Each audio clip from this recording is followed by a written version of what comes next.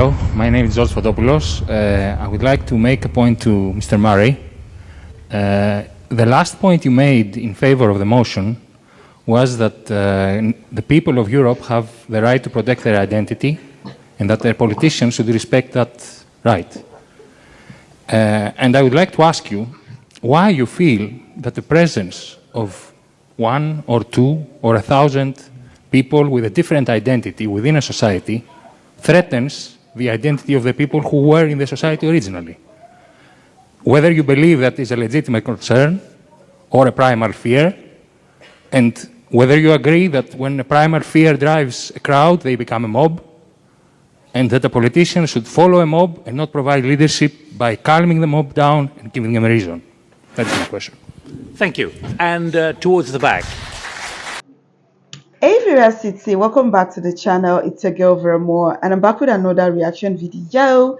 Today I'm reacting to Modern Wisdom, another video from Modern Wisdom, and we have Douglas Murray shuts up, that's shots, UK 18 immigration activist on colonialism. Epic.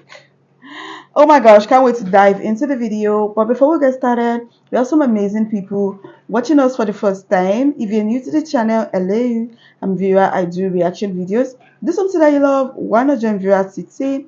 Hit the subscribe button below, turn on the post notification bell so you can always be the first person to know whenever a new video drops.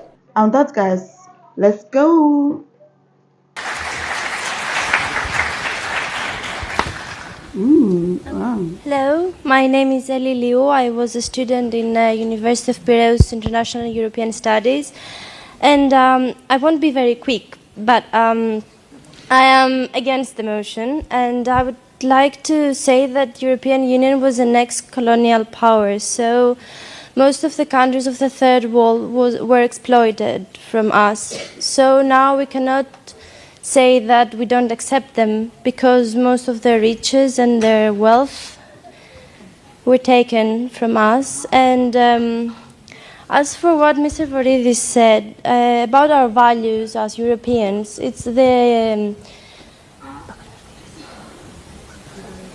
globalization that takes Just repeat that sentence, will you, please? You stopped in the middle. Yes, our values. Mr. Voridis talked about our values as European citizens, as humans. Well, I think globalization takes them from us and not immigrants. And about the shadow economy, it's the fault of the state control that doesn't eliminate it. And right, okay, that'll do for the moment. Let's first of all get those points picked up. Douglas Murray, your response particularly to that challenge to you. Right, very quickly. First of all, if I were Hassan in Syria, I would hope, among other things, that I would help to rebuild my country after the Assad dynasty had wrecked it so completely. I'd hope that I would stay and help to rebuild the country after the devastation caused by that family. Secondly, the gentleman here who said one or two people. The gentleman here said, why are you threatened by one or two people? I'm not threatened by one or two people. Nobody is threatened by one or two people. The figures I gave you showed we're not talking about one or two people. The figure I gave you at the very beginning was that people who identify as white British citizens are now a minority in their capital city. So we're not talking about one or two people, and it is very disingenuous to pretend that I was. Thirdly, the lady at the back, you say colonialism. I'd like to return the question to you. I don't deny the crimes of colonialism, not for a moment. I'd like to ask you a question. How long do former colonial countries have to be punished for then? How long do we have to have our identity erased for?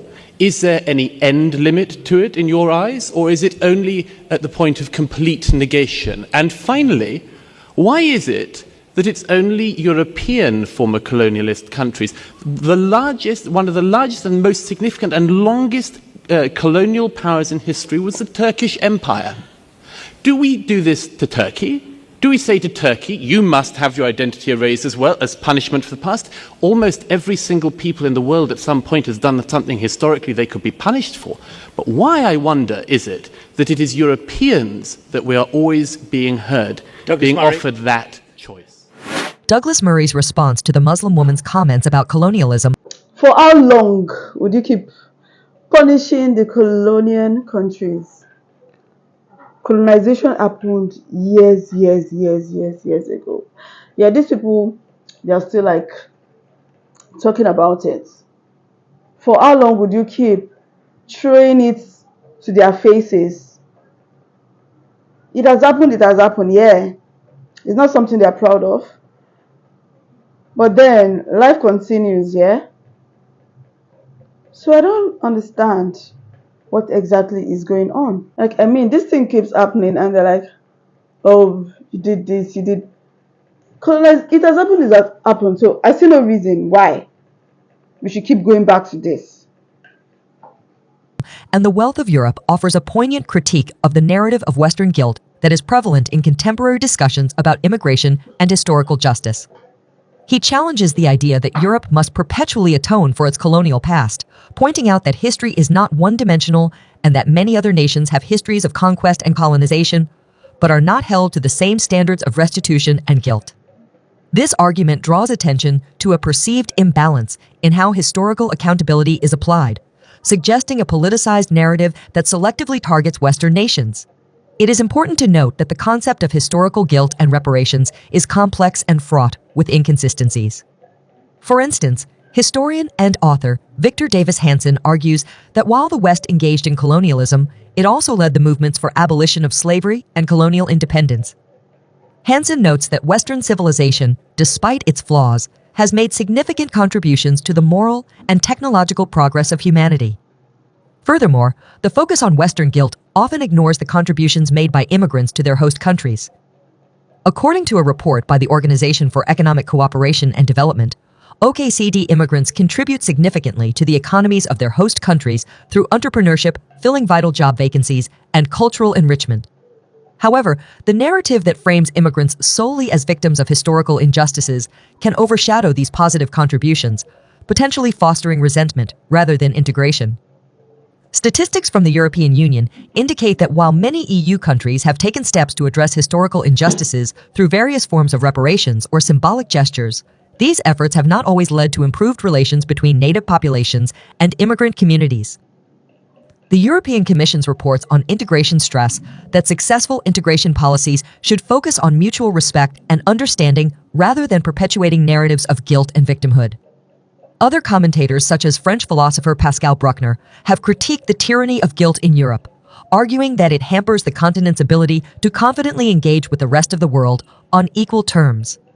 Bruckner suggests that an excessive focus on historical grievances can prevent societies from moving forward and addressing contemporary challenges pragmatically.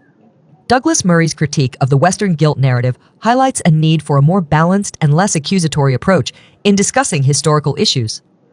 While it is crucial to acknowledge and learn from the past, it is equally important to recognize the complexities of history and the shared human propensity for both virtue and vice.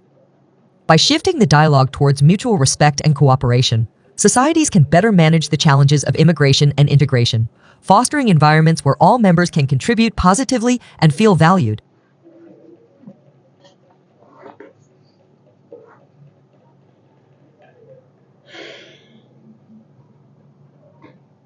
Oh.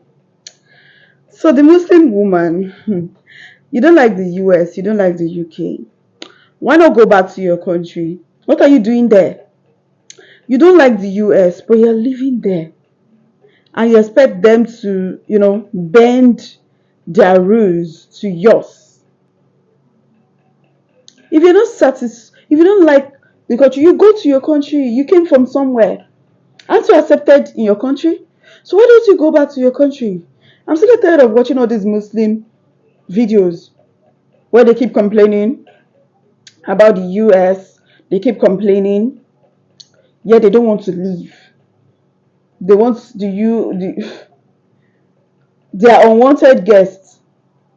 Unwanted guests, and they are complaining. I feel the lady is just talking about what she doesn't understand. She's basically just talking. She doesn't even understand what she's talking about. Because what are these people even doing in Britain? They should be sent out. It's just crazy. And their feeling of entitlement. crazy. What are your thoughts on this? What do you think about this video? Do leave a comment down below. If you enjoyed this video, give it a huge thumbs up and please share this video. And if you're new to the channel, join Viewer City. Hit the subscribe button below, turn on the post notification bell so that you can always be the first person to know whenever a new video drops. And with that, guys, see you in my next one. Bye.